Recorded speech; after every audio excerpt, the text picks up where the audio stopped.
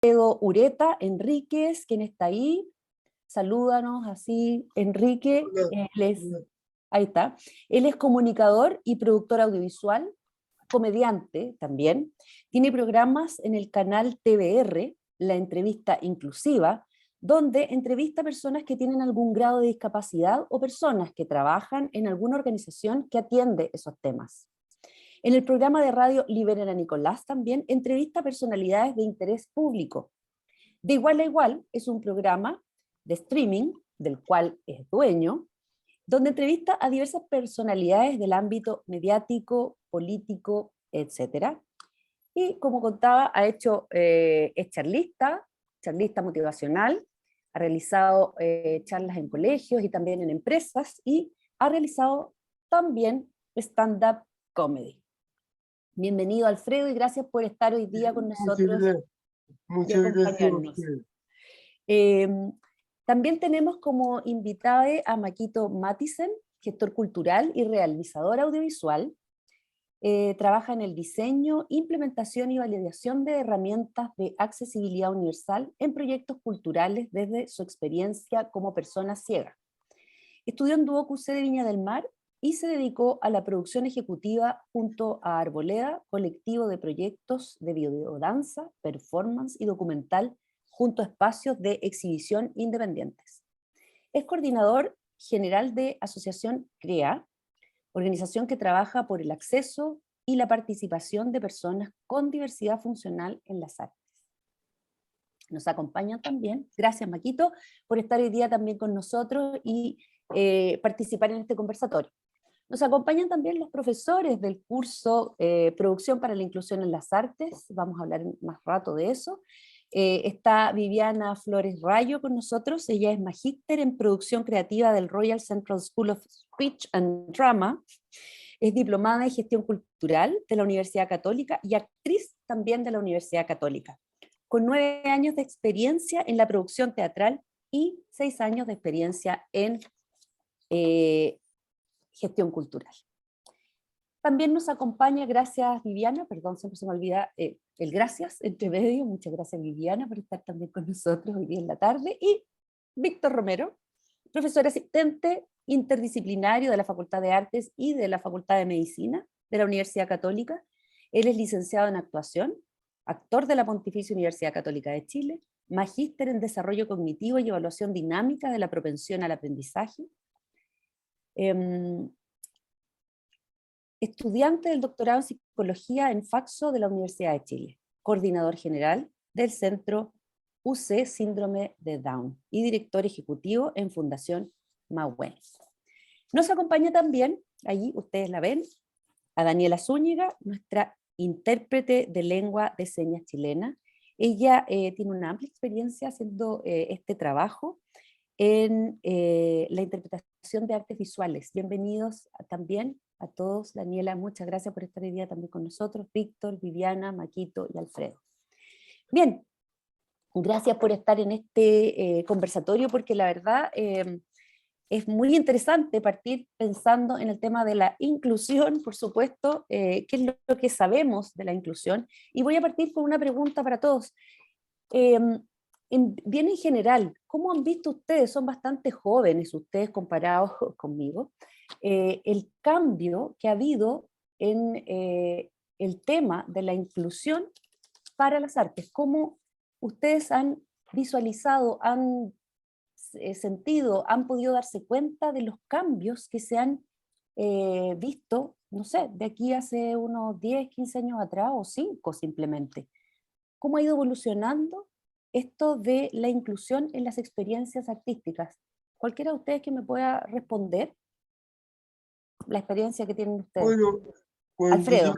cuando yo comencé en esto de las comunicaciones, hará unos 15 años, en Radio Tierra, yo tenía que pagar y costaba mucho que una marca quisiera auspiciar, entonces era prácticamente pedir por favor, pago por estar, porque era como raro que una persona con discapacidad estuviera en un medio de comunicación. Hoy día no he sido el único. esta chica Carolina Pérez y muchos otros, Felipe Orellana, que sí lo hacen y de manera profesional, y hay auspiciadores que están apoyando, cuesta, pero se puede. Y en el tema de estándar, ahí cuesta un poco más porque los bares y los teatros de repente que no tienen la accesibilidad se complican un poco más, pero hay una abertura. Hace 5 o 10 años atrás o 15 años atrás, el tema de inclusión no existía.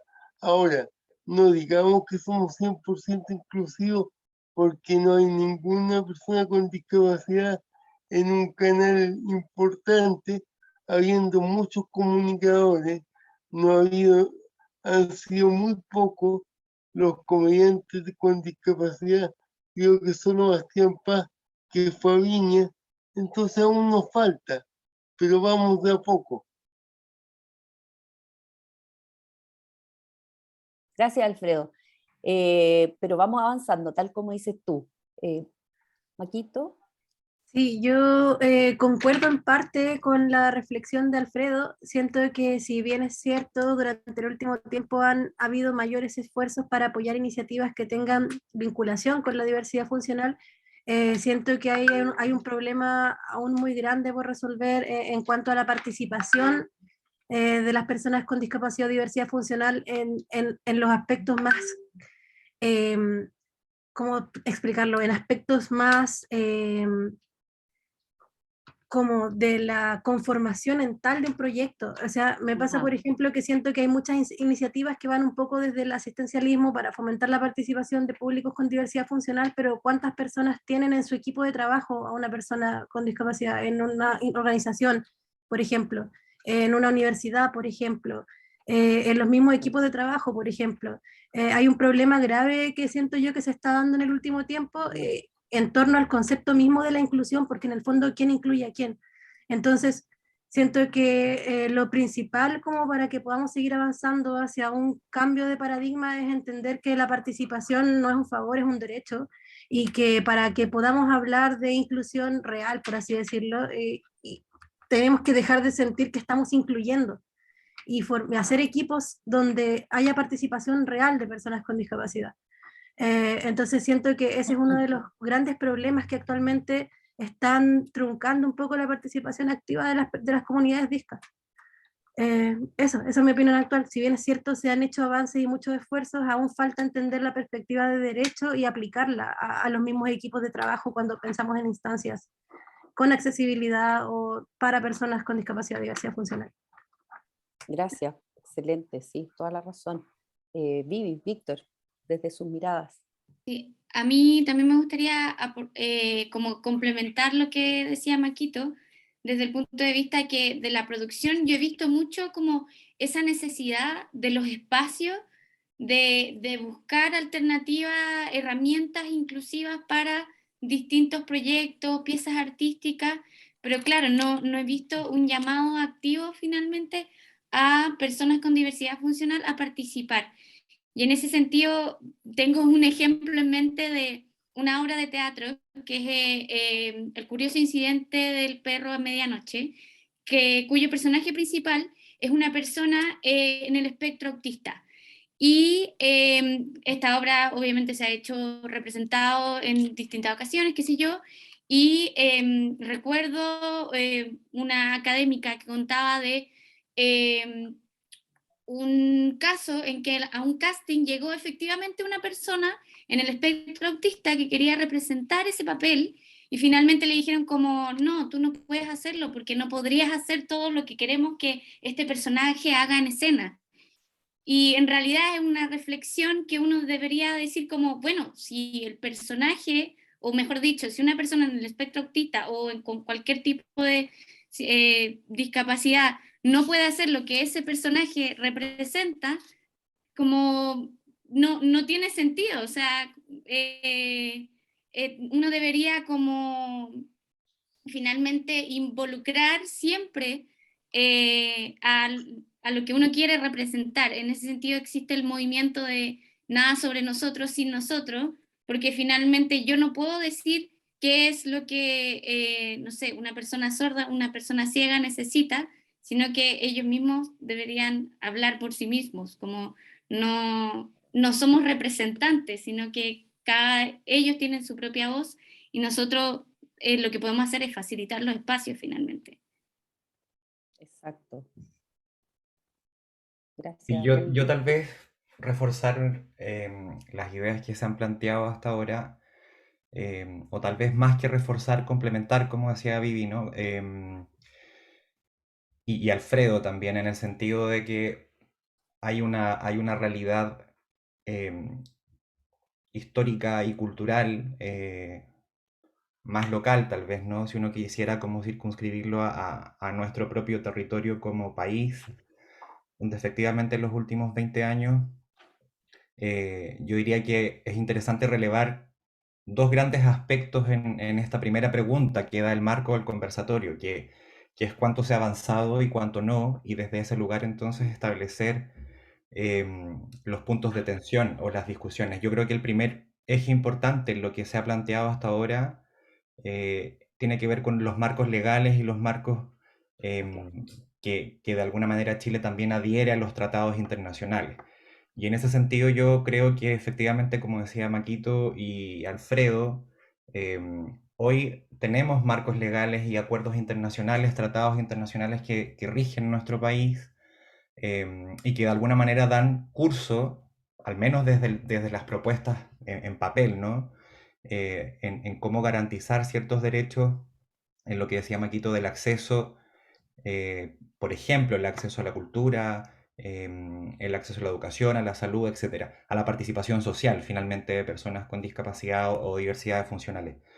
Y yo creo que esa es es un primer punto de tensión que uno puede cuestionar, porque si bien hay avances, hoy día existen dos grandes leyes que nos facultan en términos de personas con discapacidad, profesionales que trabajamos en el entorno, que de alguna manera dan cuenta de marcos legales que apuntan a una promoción de mayores oportunidades, mayores inclusión en términos de inclusión social, o garantizan o deberían garantizar esta participación más activa de personas con discapacidad. Y por otro lado está, desde mi perspectiva también más empírica, lo que ocurre en la realidad, que es un poco lo que comentaba Maquito y Vivi, ¿no? Y más en el marco específico del contexto cultural y artístico, en la producción, en la gestación de proyectos culturales, que tiene que ver con lo que ocurre en las formulaciones de proyectos, como decía Maquito, pero también en las conformaciones de equipos creativos. Esa es una realidad que yo creo que es importante visibilizar, pero también hay una realidad como esta propia instancia, ¿no? Que hay todo un colectivo de activismo respecto a diversidad funcional y discapacidad y a personas del mundo o del campo cultural que llevamos un buen tiempo trabajando por visibilizar estas luchas y esta resistencia finalmente. Y yo creo que eso también es interesante de relevar en esta discusión, en el sentido de que, por ejemplo, el marco de este curso surge a partir de experiencias personales, pero también a partir de visibilizar y cuestionarse realidades en términos de cuánto falta por seguir avanzando respecto a una incorporación. Y aquí cierro también respecto al rótulo, como decía Maquito, de inclusión, porque yo creo que efectivamente yo concuerdo plenamente contigo en términos de que ojalá en el tiempo el concepto se empezara a diluir, ¿no? Y empezáramos a tener una interacción mucho más orgánica en términos de interacción humana. Sin embargo, creo, y aquí probablemente dejo la discusión planteada para las siguientes reflexiones, de que hoy por hoy, pese a los avances que existen respecto a inclusión en el campo cultural y artístico, el concepto de inclusión hoy día es un concepto que permite visibilizar las disidencias, las resistencias y las luchas por poder hacer ver una participación más activa de minorías. Y eso yo creo que también de alguna manera permite estos espacios de tensión y de cuestionamiento. Y de visibilización, por cierto, también. Gracias. Sí, toda la razón, Victoria. Hablando de las experiencias, y, estamos evidentemente como en el inicio, siento yo, de de esta visibilización, de empezar a entender, de empezar a comprender tal como dices tú, que esto en algún minuto se diluya, que no haya barreras. A propósito de eso mismo, del momento en el que iniciaron sus carreras, le pregunto a Maquito, tanto como a Alfredo, ¿qué barreras o dificultades fueron las más difíciles, o no difíciles, que pudieron identificar como fuerza? Y ahí uno de verdad empieza a darse cuenta con mayor realidad a qué es lo que le tenemos que hacer frente. Cuando empezaron recién ustedes a moverse en el ámbito de las artes, cualquiera de los dos primeros. Bueno, la principal barrera que me ha acompañado a mí hasta el día de hoy es que nos ven como sujeto de caridad. O sea, a mí yo llamo a una municipalidad, le ofrezco charlas, qué fantástico, charlas de inclusión. Ah, pero cuéntame, ¿esto tiene un costo asociado o es gratis? Como si fuera todo gratuito, así ad Y, honorem. y yo le pregunto, bueno, pero tú trabajas gratis, le dice yo, a los jefes de Videco, y ahí quedan. Entonces, esa es como la principal barrera. Y y en los bares igual, en los canales igual, como que piensan que uno por tener una discapacidad tiene tiempo como para regalarlo así. No, esa es una de las principales barreras. Maquito. Sí, yo creo que tiene nombre directamente la barrera, se llama capacitismo. No solamente el capacitismo que se puede encontrar a nivel social, bueno, en el fondo el capacitismo es una forma de discriminación en base a las capacidades que, entre comillas, que cada persona puede tener para aportar a un sistema o a un flujo de necesidades del entorno. El tema del capacitismo es una dificultad o una barrera no solamente actitudinal a nivel social, sino que también a nivel interno. Todas las personas, porque el sistema propio del capitalismo es súper capacitista, entonces todas las personas tenemos un capacitista interior que nos obliga a tratar de igualar en ciertas cantidades de condiciones, situaciones al entorno, cuando en verdad la idea es abolir ese espacio, ese capacitista interior y dar lo mejor de ti y hacer lo mejor que puedes con las herramientas que tienes a la mano. O sea, hay un montón de barreras sociales y hay mucho capacitismo externalizado. Pero el tema con el capacitismo es que no solamente está afuera, sino que también está adentro, por todo lo que es la competencia, el libre mercado y esas cosas horrendas que giran en torno a nuestro alrededor.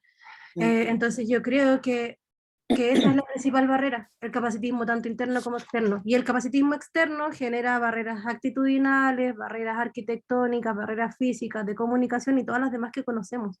Porque en el fondo se busca encontrar un estándar de cuerpos funcionales para el sistema cuando en verdad todos somos diversos funcionalmente. Eso. Así es. Gracias. No sé, tengo una pregunta acá del público, si quieren la voy a comentar, y dice, ¿consideran que el alto costo económico de la accesibilidad constituye una barrera para que las personas con discapacidad puedan acceder como público en el mundo de las artes? Yo creo que más allá de un costo económico, que claramente lo hay, si hubiese un cambio cultural real y hubiese empatía, si hay un problema de accesibilidad y un tercero a uno lo ayuda, esa barrera ya dejó de ser barrera. Ideal que esté la infraestructura, pero mientras no la esté, no nos podemos aislar de los espacios, porque si fuera por eso, yo me tendría que quedar en mi casa acostado todo el día, porque nada está adaptado. Ahora hay recién algunas cosas, pero muy poco de la ciudad está con accesibilidad. Concuerdo. Y hago una contrapregunta. Cuestionamos el costo de la accesibilidad, eh, entendiendo que es una necesidad viniente de un derecho humano, pero cuestionamos que la comida también es cara y que hay que alimentarnos. Hago esa pregunta porque en el fondo siento que el acceso a la información, el acceso a la participación, el acceso a los espacios es un derecho humano y eso no hay que olvidarlo. Entonces, en el fondo, la accesibilidad sí es cara de producir, porque hay un equipo detrás que trabaja, que entrega su tiempo, que entrega su energía y sus conocimientos para poder generar soluciones para la participación. Entonces, ok, la accesibilidad sí tiene un costo, pero ¿por qué nos cuestionamos qué es lo que hay que pagar para poder hacerlo cuando es un derecho? O sea, bueno, hay todo un tema ahí, porque obviamente hacer accesibilidad sin recursos estatales es todo un tema, pero también ahí entramos en otra problemática que tiene que ver con cuánto invierte el Estado en accesibilidad para arte y cultura, infraestructural, etcétera. Entonces, hago esa pregunta, como en el fondo, si la accesibilidad es una necesidad, y ok, sabemos que es caro, ¿por qué no nos cuestionamos y no nos cuestionamos lo que es comer, que también es una necesidad básica, que también es cara? Entonces hago ese planteamiento también, para que lo podamos poner en discusión, porque Pero, en el fondo se sabe que es caro, pero es necesario. pero hay Claro. cierta accesibilidad que sí es cara, pero por ejemplo la de un baño, poner dos barandas, no tiene un costo tan alto, o sea, Mm. no toda la accesibilidad es tan cara. Poner dos barandas en un baño, ¿cuánto costará? 30, Hilando, 40, 30, 40.000 pesos, y es un derecho que podamos ir a un baño donde podamos sentarnos y pararnos sin riesgo de caernos. o hilando incluso un poquito más fino, ¿cuánto dinero gastamos en ponerle una descripción a nuestras imágenes de Instagram? Cuando subimos una foto, cuando subimos un video, poner la información, lo que es, no nos toma más de 5 minutos. Entonces, finalmente, hay muchas formas de incorporar accesibilidad o de hacer ambientes más amables y accesibles que no necesariamente son caras, pero en verdad quizás incluso no nos damos el tiempo de pensar de qué forma puedo hacerlo lo más gratis posible. No sé, por ejemplo. Y porque Sí, además, perdón, perdona, sí, sí, dele. yo solo complementando un poco lo que decía también Maquito, yo creo que ahí, en ese punto, y también en función de la pregunta de la gente del chat, eh, es interesante y es urgente, ¿no? Como reflexionar sobre qué entendemos también por accesibilidad, porque Mm, en el constructo más común de la sociedad, y con esto no digo que por eso es menos importante o uno es más importante que el otro, solo quiero instalar la relevancia de todos los puntos por igual, un poco lo que decía Maquito, ¿no? Como en esta contrapregunta, pero deberíamos cuestionarnos qué comprendemos por accesibilidad como sociedad, como Estado, como país, ¿no? Porque no es únicamente la accesibilidad física, en el fondo existen, y esto también está descrito en los marcos y acuerdos internacionales, existen muchos otros dispositivos como dispositivos para el acceso al fomento lector, dispositivos para lo que decía Maquito, las redes sociales, ¿no? Dispositivos de accesibilidad física, dispositivos para accesibilidad cognitiva, visual, etcétera, que muchas veces quedan muy olvidados también, no solo porque pasan por alto, sino porque no se contemplan. Y yo creo que ahí en este concepto que se instala, que por cierto es muy relevante del capacitismo versus el anticapacitismo, una de las acciones importantes para poder en el fondo comenzar a tensionar y a cuestionar esa idea es, por ejemplo, tomarse el tiempo y el trabajo desde el campo cultural, ¿no? O la producción artística, que es lo que nos convoca hoy, de conocer, por ejemplo, cuáles son los significados, las percepciones y los conocimientos que existen respecto a la discapacidad y qué se puede hacer en función de eso. Conocer y formarse respecto a qué vamos a entender por una perspectiva y un enfoque de derecho, cómo vamos a promover esa perspectiva y enfoque de derecho, qué comprenden los colectivos de discapacidad por esa perspectiva. Priorizar el concepto de inclusión como un concepto que ya decía anteriormente, que de alguna manera visibiliza la lucha, ¿no? Y esto es bien, bien paradójico porque es la lucha por ser reconocidos como sujetos o como personas ante el derecho de ser personas ciudadanas, ¿no?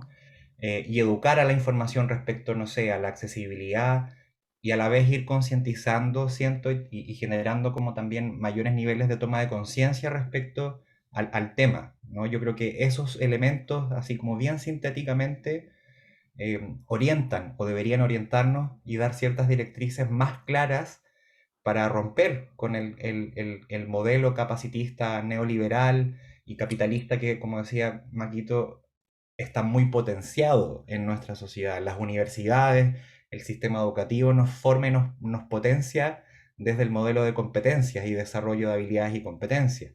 ¿Y cuáles son esas competencias? ¿Son solo instrumentales o también tienen que ver con competencias prosociales o de habilidades blandas respecto a cómo interactuamos y entendemos la interacción humana? Sí. Como que Yo ahí, justo Víctor mencionó una palabra que me estuvo dando vuelta en este rato, como respecto al modelo capitalista, en el que finalmente no nos ha ayudado en la concepción de entender que estamos hablando de derechos finalmente, porque hoy en día, cuando un espacio, hablemos de espacios culturales porque estamos en este contexto, un espacio cultural piensa en hacer una inversión, piensa en cuál es el rédito que tienen de esa inversión. Entonces, hoy en día, si tenemos, no sé, 1000 asistentes a un espacio y tienen que hacer, no sé, ascensores, ellos piensan cuántas personas van a usar ese ascensor, cuántas personas lo necesitan. Quizás son 10. Ah, no, entonces no, en realidad no me trae beneficios a mí.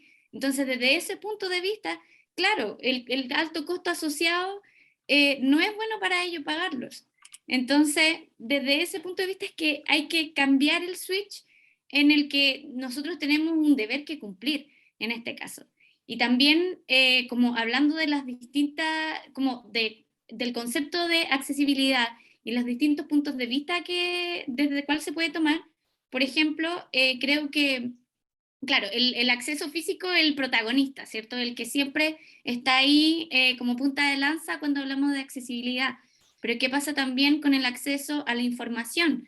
En ese sentido, creo que, volviendo a hablar de espacios culturales, si hacen, te invento también, 1000 folletos informativos respecto a su programa, ¿qué tanto costaría invertir? Yo creo que nada, en hacer un porcentaje de esos folletos como lectura fácil, por ejemplo. En realidad no implican ningún costo adicional, sino solamente la voluntad de pensar las cosas diferentes.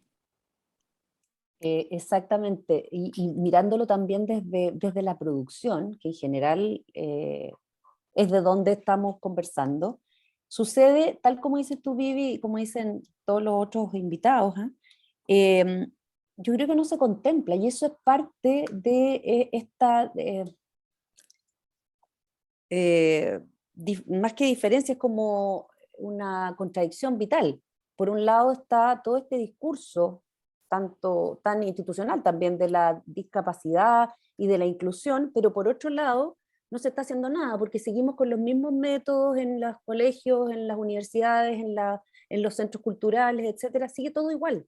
Entonces son algunos que están trabajando en estos temas, pero en lo demás queda todo por fuera, por lo tanto no se integra. Y lo digo como experiencia también, y de hecho lo conversamos con los profesores, con Víctor y Viviana, porque por ejemplo, en la universidad, los profesores no tenemos instrucción para pensar en cómo hacer nuestras clases más inclusivas.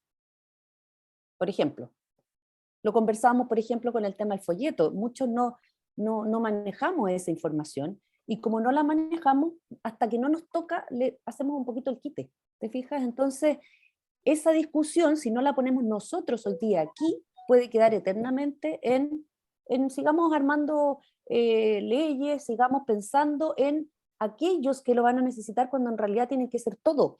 Todo debe partir de la base, desde el colegio, desde el primer día del colegio, del jardín de infantes, tendría que partir como el derecho igualitario, es decir, todos iguales, en términos de pensar y no esperar tener a alguien que tenga esa necesidad, pensémoslo así, eh, para hacer el gesto. El gesto no tiene que hacerse, el gesto bien tiene que venir incluido.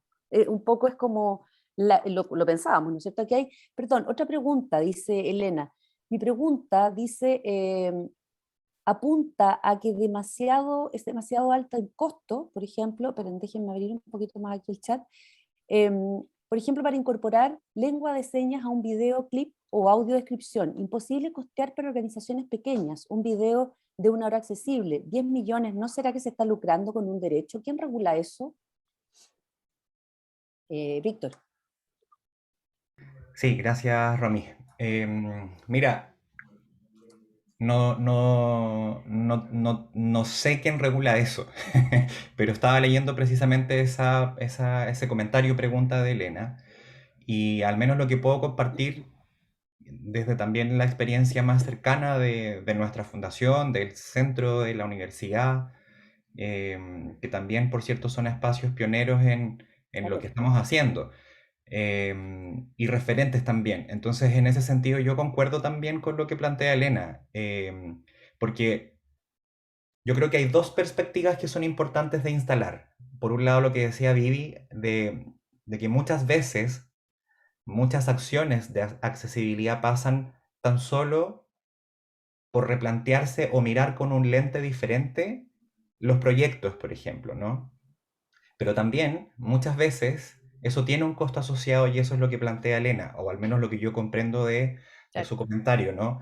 Y en ese sentido, la experiencia que nosotros hemos tenido como equipo, y que me parece súper rescatable y valorable de ponerlo también en discusión, es que, por ejemplo, en la comunidad sorda, es muy relevante y me parece bien que así sea, que para los cursos, para las clases, o para este tipo de instancias de cómo se puede interpretar una canción, un videoclip o un video, y tener o contar con ese apoyo técnico, lo prioritario desde el enfoque derecho es que lo haga una persona con esa condición, digamos, una persona sorda, porque eso además potencia un poco como el modelo circular, ¿no? Como del tema que estamos cuestionando, que sea no solo un recurso o un dispositivo artístico que sea más accesible, que cuente en este caso más concretamente con interpretación en lengua de señas chilena, sino que además se potencia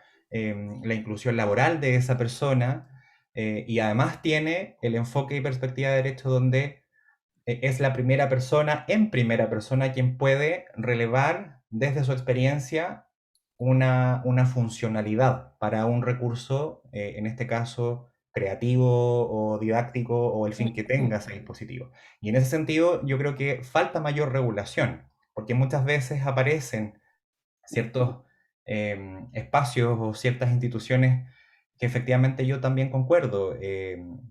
Podrán lucrar, no podrán lucrar, pero yo creo que también hay una relevancia respecto a cómo uno desde la propia gestión y ejecución de proyectos puede intencionar, que es lo que decía Vivi, la mirada con el lente distinto y también tener este conocimiento de decir, ok, si voy a tomar un curso en lengua de señas chilena, mi profesora o profesor tiene que ser una persona sorda o propia de la comunidad sorda, por las razones que explico. Eso fomenta su inclusión laboral, pero también tiene una experiencia diferente de cómo uno puede no solo ir vinculándose, sino que también adquiriendo una herramienta de trabajo y de funcionalidad distinta para los proyectos. Gracias, Víctor. Maquito. Sí, respondiendo a la pregunta también de Elena, efectivamente sí hay casos o han habido casos donde se lucra en cuanto a la accesibilidad. Y usualmente esos casos se notan muy evidentemente porque no hay participación dentro de los mismos equipos de trabajo de personas con diversidad funcional. Es cierto, pasa, pero yo creo que con intención siempre hay forma. O sea, hablaban también, creo que una de las preguntas que había en el chat tenía que ver como con experiencias de éxito. Y bueno, no sé si esta es la experiencia más exitosa que puedo contar, pero sí es mi primer acercamiento a la accesibilidad y lo quiero compartir porque siento que fue con mucho amor. Las imágenes del estallido social son lo menos accesible o el contenido menos accesibilizado que he visto. Hay muy poca accesibilidad en torno a las imágenes del estallido social y es una situación que yo encontrábamos gravísima, gravísima porque es importante, o sea, era algo muy importante y habían personas que no teníamos idea de lo que estaba realmente pasando. Entonces, ante eso, con el colectivo audiovisual con el que trabajaba en ese tiempo, pensamos en hacer la accesibilidad para un corto, que era un cortometraje de otros compañeros que se llama Colectivo Love Cinema, con quienes hicieron un cortometraje recopilatorio de imágenes de archivo del estallido social. Y pensamos como ya, ¿qué podemos hacer que está en nuestras manos? Ok, tenemos una persona ciega en el equipo, hagamos una audiodescripción. Partimos haciendo una audiodescripción, pensamos en estrenarlo en un conversatorio, y cuando pensamos en estrenarlo en un conversatorio dijimos, oh no, esto no tiene lengua de señas. Y empezó la búsqueda porque ninguno de nosotros había tenido, esto fue hace cierto tiempo, igual, había tenido como tanto contacto con personas sordas como para tener un intérprete específico. Y finalmente la solución fue empezar a acercarnos a organizaciones, a acercarnos y a preguntar, hasta que unas personitas maravillosas nos orientaron y nos dieron contactos y datos de personas, y finalmente pudimos hacer una vaquita para poder pagarle al intérprete, y la persona que nos interpretó nos cobró para los 10 minutos de trabajo, que había un valor bastante amable dentro de la misma autogestión, y se puede si es que hay disposición, tiempo y trabajo y vinculación sobre todo. La persona que nos interpretó era una persona sorda y quiso hacerlo porque estaba interesado en el tema y porque le importaba que las imágenes del estallido social fuesen accesibles. Entonces, yo creo que para poder sortear todos estos inconvenientes desde puntos de vista económico, porque hay veces que sí es necesario que sea caro, porque hay veces que necesitan una imagen o una calidad de video altísima para lo que quieres o para lo que necesitan, pero va a depender siempre de la naturaleza de cada proyecto y de la vinculación que haya. Entonces, siento que hay muchas formas, hay muchas formas. Lo importante, como les comentaba anteriormente, sigue y va a seguir siendo siempre la participación. Eso. Gracias. Tal como contestó Maquito, ¿qué experiencia de éxito podría comentar Alfredo, también para Víctor y Viviana, que hayan tenido? Bueno, de éxito con la accesibilidad. Ujú. Bueno, hace un tiempo atrás fui a un lugar en San Antonio, un restaurante, donde estaba en segundo piso y tenía una rampa para subir y bajar sin problema, cosa que no hay, porque la accesibilidad, por ejemplo, un poco lo que comentaba Víctor, hoy día el tema del lenguaje de señas no se hace ni en los colegios prácticamente, porque dicen que no hay presupuesto, y resulta que es un derecho de una persona no oyente poder oír una clase. O sea, hablamos de un proyecto PIR de integración y hay un lenguaje de señas mínimo. O sea, las barreras son muy grandes porque no hay conciencia, porque si hubiese conciencia se sabría que hay que buscar la forma de poder sortear la barrera, si todo se puede, cuando uno quiere, pero como falta conciencia, como yo hace un tiempo le propuse al director de TVMás hacer un programa, y le dije yo, me gustaría hacer un live donde hubiese lenguaje de señas. Y me dijo, puta, pero es que ahí estáis hablando de muchas lucas. Y yo le dije, ok, te lo concedo, pero si tú marcas la diferencia, puede haber algún auspiciador que se interese en costearlo y te va a fortalecer comunicacionalmente la marca.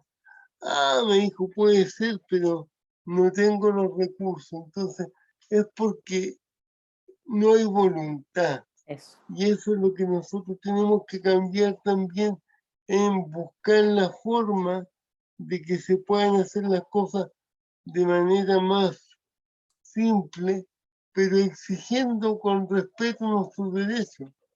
No, yo necesito un baño para, con baranda.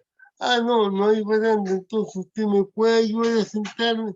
O sea, uno no se puede quedar, ah, no, no puedo. Y de esa forma vamos a ir obligando al sistema a ir cambiando de a poco. Así es. Gracias, Alfredo. Víctor, Viviana, ¿alguna experiencia? Sí, bueno, yo puedo comentar dos experiencias, Sí. una no nuestra, pero no por eso menos importante para nada, pero que es el proyecto, por lo demás, de una gran amiga, colega de trabajo, exalumna del programa de gestión cultural de la Universidad Católica, que desarrollaron, en el fondo es un grupo, es un trío de mujeres, ¿no? De distintas áreas que desarrollaron ya hace un par de años, un poco más, ¿no? el proyecto de Manos a la Pared, que en el fondo fue generar en barrios patrimoniales de Santiago mayor accesibilidad de murales históricos en la comuna de Santiago en particular. Y eso fue bien interesante y bien bonito también porque surgió en un proyecto final, ¿no? de este curso, de este diplomado de gestión cultural, donde se juntaron tres personas distintas con experiencias distintas, no las tres mujeres en este caso vinculadas al ámbito de la discapacidad, y surge entonces este proyecto con financiamiento estatal. Se instalaron estas placas de mayor accesibilidad para personas ciegas en particular, donde había descripción de los murales, y eso fue un tremendo proyecto, muy innovador, con muchas proyecciones para poder descentralizarlo de la región metropolitana. Después vino la revuelta popular, estallido social, eh, pandemia, entonces en el fondo quedó ahí un poco frenado el proyecto, pero en términos de éxito, yo creo que fue un proyecto tremendamente exitoso porque además de estar inicialmente dirigido a personas ciegas, también empezó a abrirse desde la necesidad y desde la instalación de los espacios públicos a las comunidades en general, a la gente, a la ciudadanía en general. En particular participamos con un grupo de personas con discapacidad cognitiva de ciertos recorridos esa trayectoria, ¿no? de los murales que estaban con estas placas accesibles.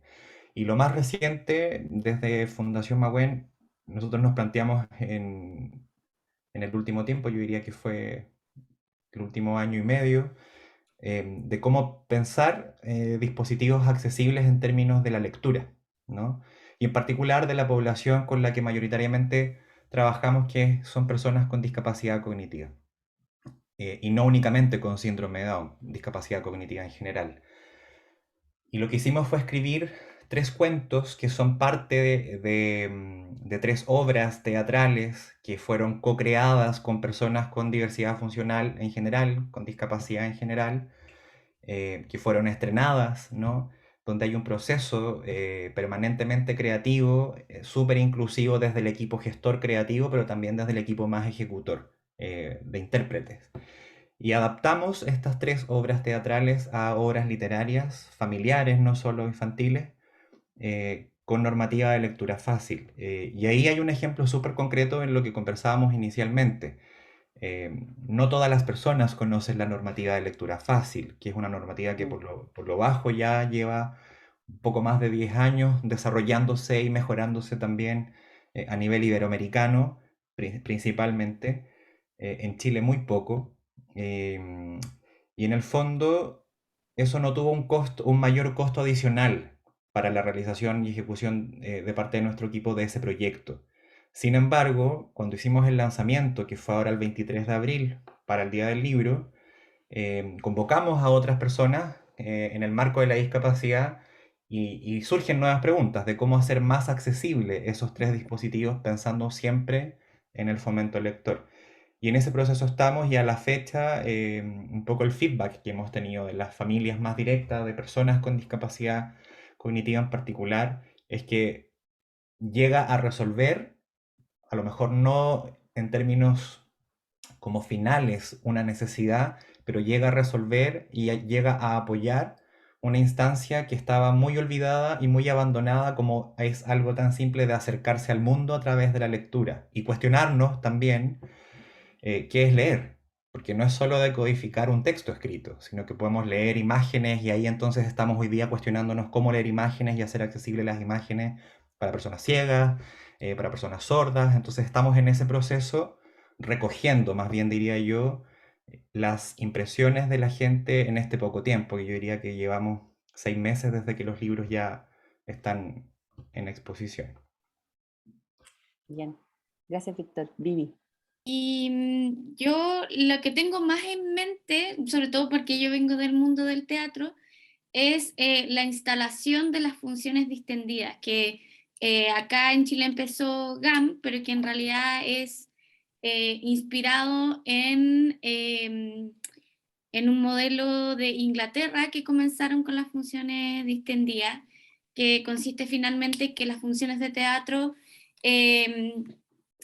por ejemplo, se adaptan las luces para que sean un poco más tenues, no hayan cambios tan bruscos, la gente se puede parar, ir de la sala por un rato y después volver. Está especialmente enfocado en personas dentro del espectro autista, que de repente, no sé, pueden necesitar hablar un poco, como que no implica que uno esté así, con un silencio total. También tienen espacios para que la gente se pueda ir a relajar un poco antes, durante de la función, con guías mucho más claras de, por ejemplo, de dónde ir a la sala y todo. Y creo que no solo es un caso de éxito por el beneficio que implica a este público objetivo en particular, sino que, tal como Víctor comentaba con el proyecto Manos a la Pared, comienza a ser algo que todos pueden disfrutar y que creo que es una ventaja que tienen la mayoría, si es que no todos los proyectos inclusivos, en el cual uno puede, no sé, estimular otros sentidos, conocer otras realidades y finalmente explorar la creatividad de todas las personas, porque finalmente hoy en día hay voces que no están siendo representadas y que tienen algo nuevo que decir que quizás nosotros no estamos escuchando. Entonces, desde ese punto de vista, creo que estos casos exitosos se pueden visualizar desde ahí, desde la experiencia que puede tener todo el mundo. Exacto. Gracias, Vivi. Hay un comentario en el chat de Rosario Arellano, perdón, y dice: creo que deben haber muchas personas con la intención de crear espacios inclusivos en sus contextos laborales, pero no saben cómo hacerlo, ya que, creo, uno de los grandes problemas es que no hay mucha información sobre cómo ser inclusivo, más que en temáticas de accesibilidad, cosas concretas como espacios adaptados para personas con movilidad reducida o braille. Lo que decía Maquito sobre la descripción de las imágenes en redes sociales, por ejemplo, nunca lo había escuchado. Y claro que me hace mucho sentido ahora, pero si no tienes relación directa con una persona con algún tipo de discapacidad o no trabajas en temas relacionados, es difícil conocer estas cosas. Así es, exactamente, lo que comentábamos hace un rato. Es como... Disculpa, ¿Débora? ¿puedo ¿Sí? complementar un poco el comentario de Rosario? Es que siento que lo que plantea en torno a las herramientas concretas para generar espacios más amorosos y cómodos para las personas con diversidad funcional tiene directa relación también con cosas que son mucho más desde el cotidiano. Y es verdad que hay mucha desinformación en cuanto a cómo vincularse con personas con diversidad funcional, desde el mismo hecho de cómo nombrar, por ejemplo, cómo nombrar la diversidad funcional, cómo nombrar a las personas con discapacidad. Son cosas que son tan cotidianas para nosotros como dentro de la comunidad disca, pero para algunas personas suelen ser tan alejadas y en el fondo quizás tiene que ver incluso con un poco de sentido común de cómo te gustaría a ti que te nombraran o no. Quiero hacer una pequeña acotación en torno, por ejemplo, al uso de la lengua de señas o el uso de la palabra lengua o lenguaje de señas. Hay una distinción súper importante ahí que mucha gente no conoce, que es muy importante y relevante para la comunidad sorda. Sí, bueno, yo voy a hablar un poco desde mi lugar disca y no soy persona sorda, entonces pido las disculpas pertinentes a cualquier persona que pueda estar viendo eso y que sea persona sorda y no esté de acuerdo con lo que voy a decir. Pero por lo que yo tengo entendido, el lenguaje de señas no es la lengua de señas, porque la lengua de señas es una lengua, es como el inglés, como el alemán, como el español, es un patrimonio cultural de la comunidad sorda y es muy distinto al hablar de lenguaje, porque el lenguaje construye realidad y la lengua de señas es un idioma. Entonces ya desde el hecho base de cómo nombrar a las personas sordas o cómo nombrar la lengua de señas, estamos ya generando ambientes que pueden ser más o menos seguros para una persona con diversidad funcional o discapacidad. Entonces hago el llamado o como el llamado a la discusión o al diálogo en torno a cómo podemos generar desde lo cotidiano espacios más accesibles, desde el cómo nombrar, del cómo relacionarnos como seres humanos con diversidades y cualidades propias de cada uno. Eso. Gracias, Maquito, ¿verdad? Un poco, haciendo eco un poco de lo que decía la persona en el chat, claramente no hay inclusión, no por maldad, sino que por desconocimiento, porque la gente le tiene miedo a la discapacidad, porque cuando no tiene alguna cercanía con ella, no. A mí me pasó un caso puntual. Yo trabajo actualmente también dentro de las cosas que hago en Radio Madero, una radio que llega a todo el norte, y grabo acá en Santiago, y le digo yo al encargado de la radio, mira, cuando yo llegue en el taxi, te puedo llamar para que me ayuden a bajar. El primer impulso fue decirme, no, me complica porque puedo estar ocupado, qué sé yo. Puse, le dije yo, entonces no voy a poder ir. Entonces después le dije, mira, yo llego y puse que alguien me ayude a bajar. Ya, bueno, ya. Y después él lo empezó como a hacer como semana a semana y le perdió el miedo y ahora ya no es tema que yo llegue, él mismo me está esperando afuera. Entonces, el temor está, pero el hecho que él me mantuvo en el espacio de trabajo, le perdió el miedo, o sea, la inclusión también provoca cambios positivos en las personas. Exacto. Eso es conocer, conocer simplemente. Y probablemente, como decían Maquito, decías tú, Alfredo, David, Víctor, el hecho de no conocer hace que uno tenga probablemente temores, Y a lo mejor... prejuicio, ¿Ah? ¿Perdón? prejuicio a lo desconocido. Claro, claro. ¿Cómo lo Puede hago? que... ¿Cómo lo trato? ¿Qué Exacto. le digo? ¿Se ofenderá? Pero tiene que ver también con mucho de lo que ustedes han dicho, tiene que ver también con ese asistencialismo, es ver como una diferencia que necesita ayuda. O sea, lo importante sería tomarlo como algo muy cotidiano, como algo igualitario en el fondo. Sí. Yo ahí lo que pienso como para complementar es que, o sea, claro, estoy de acuerdo con Alfredo que finalmente dice que hay mucho miedo y en ese sentido creo que lo mejor que podemos hacer todos nosotros finalmente es, uno, no asumir nada, como que yo no porque yo vea que tenga algún tipo de discapacidad, necesita ayuda sí o sí, como porque mucha gente de repente dicen, oye, no sé, una persona ciega, van que le toman del brazo para ayudarlo sin preguntar antes si efectivamente necesitaba eso.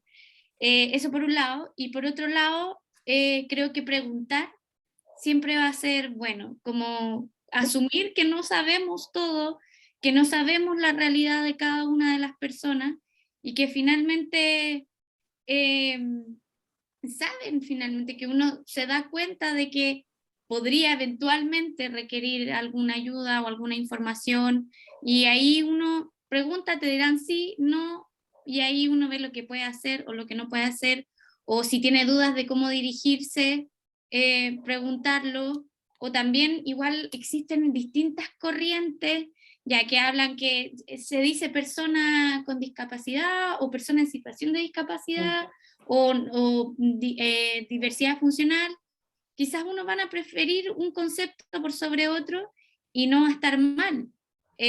Quizás obviamente el concepto antiguo de minusválido sí podemos decir que está errado porque una persona por tener algún impedimento físico no tiene menos valor que otra, evidentemente.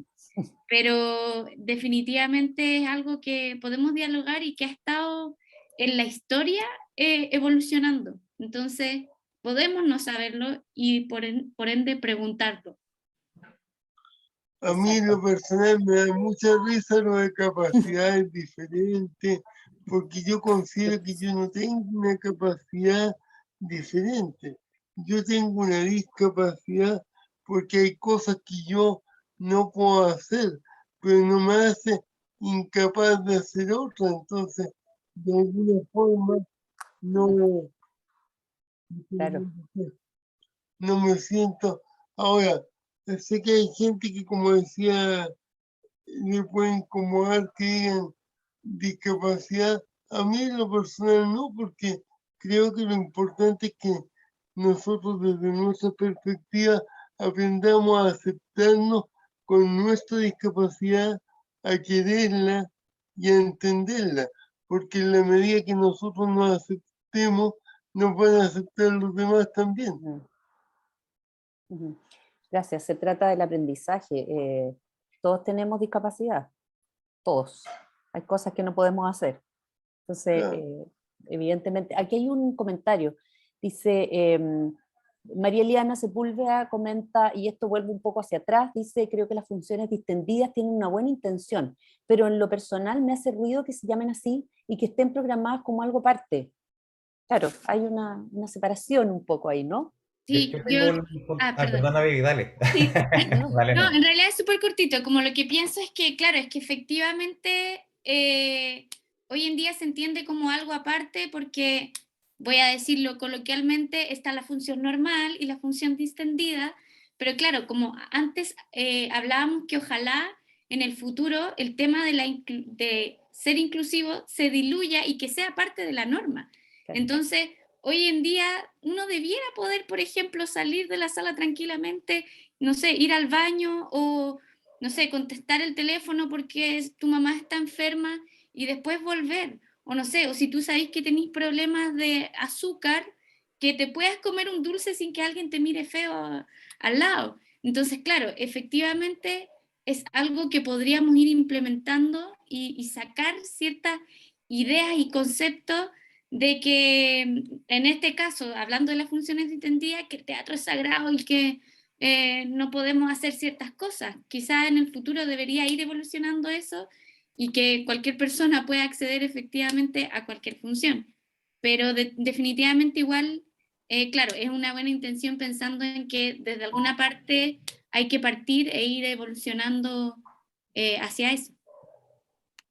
Exacto. Y yo concuerdo plenamente con la reflexión y comentario de Vivi, en el sentido de que por algún lugar hay que partir. Voy a acuñar esa frase de la Bibi porque estaba pensando exactamente en lo mismo y tal vez haciendo la analogía con los conceptos propiamente tal. Hoy día hablamos de, o lo voy a plantear al revés, se hablaba de integración, surgió una ley de integración en el ámbito educativo, eso mutó a partir de los colectivos de familias, los colectivos de personas con discapacidad, desde las políticas públicas en educación, desde los marcos legales e internacionales respecto a la Convención sobre Derechos de Personas con Discapacidad, etc. Y pasamos entonces al concepto de inclusión. Y hoy día hay diversas corrientes que refieren a lo que hablábamos al inicio de este espacio, de que ojalá en un tiempo mediano o largo plazo pudiésemos ir diluyendo ese concepto en la medida de, y aquí reitero la idea inicial que planteaba, de generar una interacción humana, diferenciada, y que eso se naturalice en términos de cómo nos vinculamos con las personas y con los contextos. Y eso es parte de un cambio cultural, de un cambio histórico y sociocultural.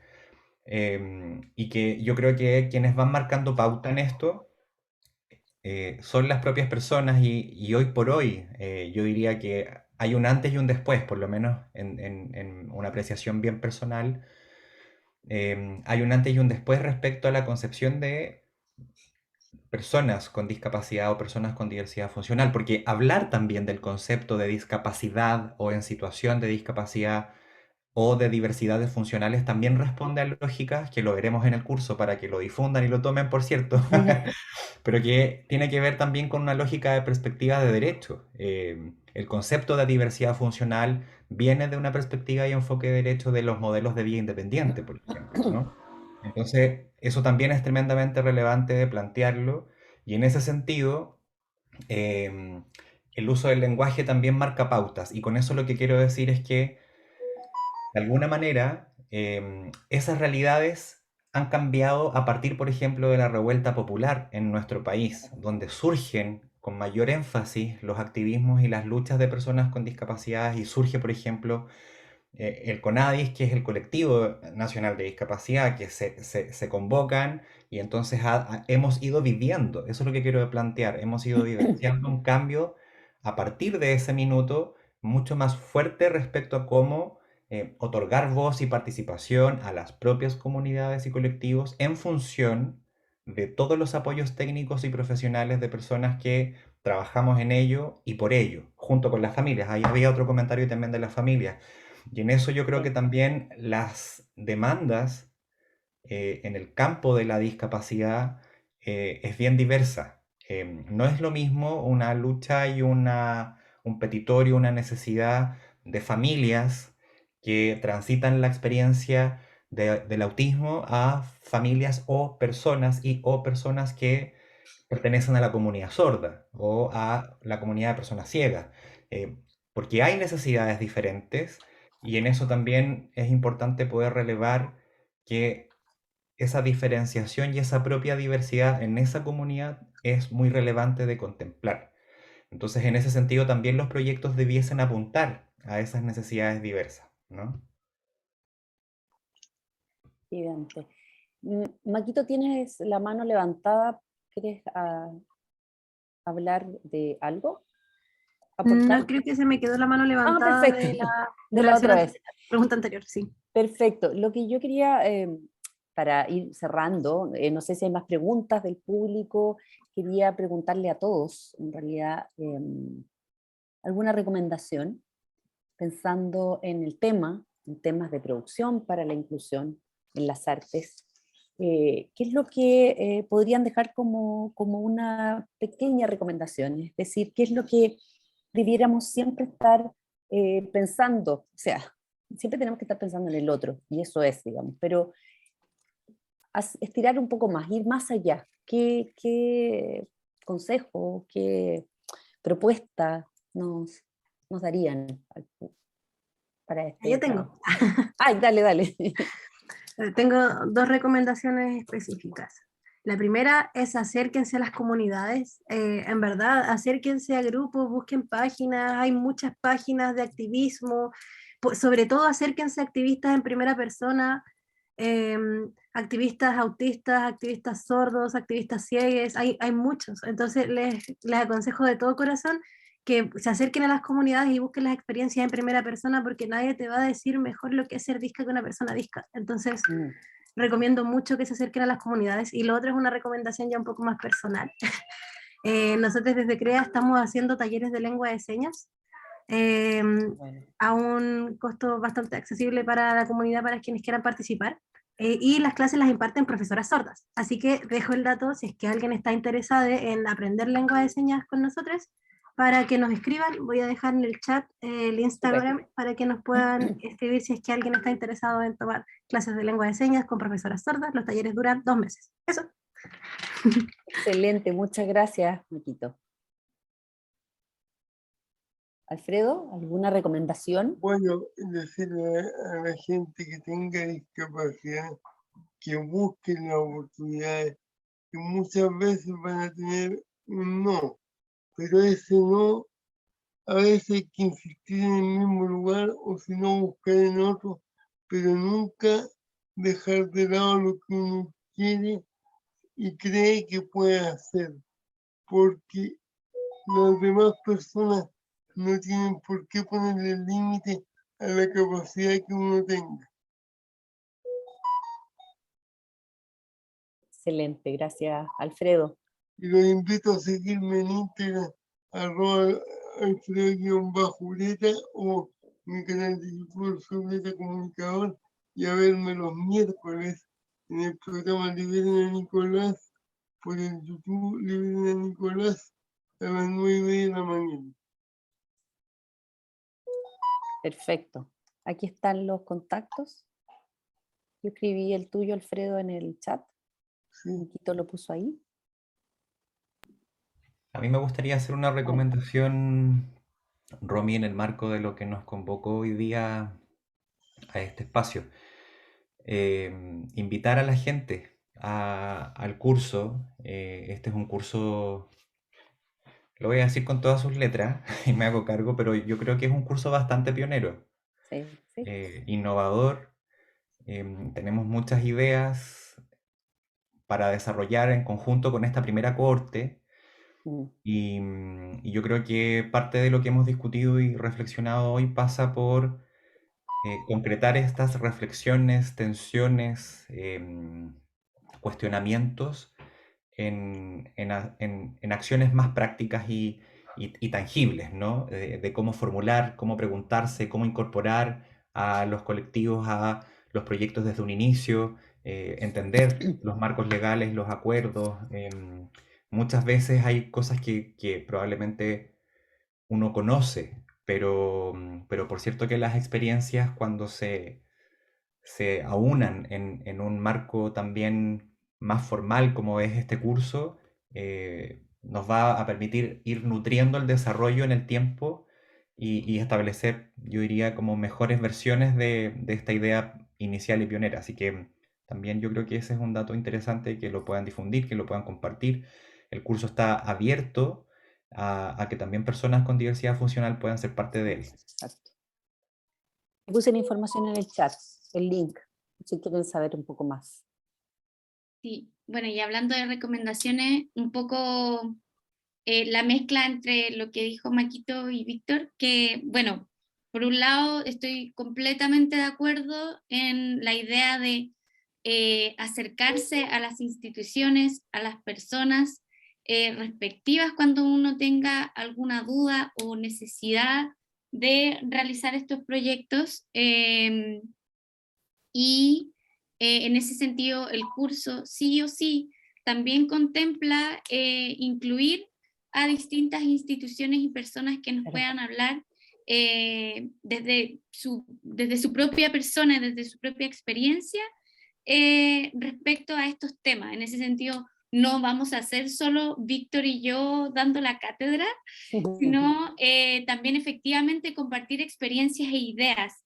En ese sentido, creo que también la otra recomendación, o no sé si una recomendación, pero es como tener en mente que no tenemos que ser expertos para poder hacer estas acciones, sino quizás simplemente ser curiosos, empáticos, movidos y hacerlo nomás, lanzarse, y de repente quizás nos vamos a equivocar, es verdad, pero sin miedo nomás, en algún minuto le daremos al clavo. Y pensando en lo que dijo Alfredo, dirigido como a las personas con discapacidad, de que como no aceptar un no como respuesta, también pienso desde el otro lado, como no decir que no a priori, porque asumo que alguien no va a poder hacer algo. En ese sentido, en la mañana yo le comentaba a Alfredo que, por ejemplo, está Ciclodanza, está una compañía inglesa que se llama Candoco, que incluye bailarines en silla de ruedas que hacen acrobacias espectaculares que yo nunca podría hacer. Entonces, como no podemos asumir simplemente que alguien no puede hacer algo por cierta condición física o cognitiva que tiene. Entonces, demos las oportunidades, dialoguemos, veamos qué adaptaciones se pueden o se necesitan hacer, y ensayo y error si es necesario, pero hacerlo. Gracias, no Vivi. no hay que ponerse límites. Exacto. Sin límites, toda la razón, Alfredo. Y perder el miedo, yo creo que es fundamental. Yo me he tirado hasta en parapente. Yo no me atrevo. Yo no lo podría hacer. No. Pero tienes razón. Perder el miedo creo que es súper importante. Aquí voy a leer algunos mensajes en el en el chat. María Elena Sepúlveda, una reflexión profunda en relación a los derechos de las personas, pensar en cómo concebimos a cada ser humano y por qué establecemos diferencias que discriminan. Yo creo que es súper importante reflexionar acerca de eso. Rosario dice que muchas gracias, se tuvo que retirar, y Verónica dice muchas gracias por toda la información y reflexiones. Empatía por sobre todo, dice como recomendación. Bueno, felicitaciones por la iniciativa. No hay más preguntas en el chat. Quiero agradecerles a todos por haber participado en este conversatorio, a los invitados, a los profesores del curso, a Daniela por hacer la interpretación. Muchísimas gracias. Siempre es un momento de aprender y estar atentos, tal como decían, buscar información, y si queremos ser inclusivos con todos, con nosotros mismos, buscar información. Hay cosas que no sabemos y no sabíamos, no tenemos por qué saberlo todo, ¿no? Bien, este curso nos va a abrir un poco a la búsqueda, a encontrar nosotros mismos respuestas, ahí mismo en el curso. Así es que muchas gracias a todos por haber venido. Le agradezco mucho a Alfredo y a Maquito que hayan querido participar en este conversatorio. Esperamos vernos de nuevo. Ojalá tengamos muchos de estos conversatorios. Son tremendamente necesarios. Súper, muchas gracias. Que Muchas estén muy bien. gracias. Gracias. Gracias, que tengan buena noche. Que tengan buenas Chao. noches. Gracias. Chao. Chao.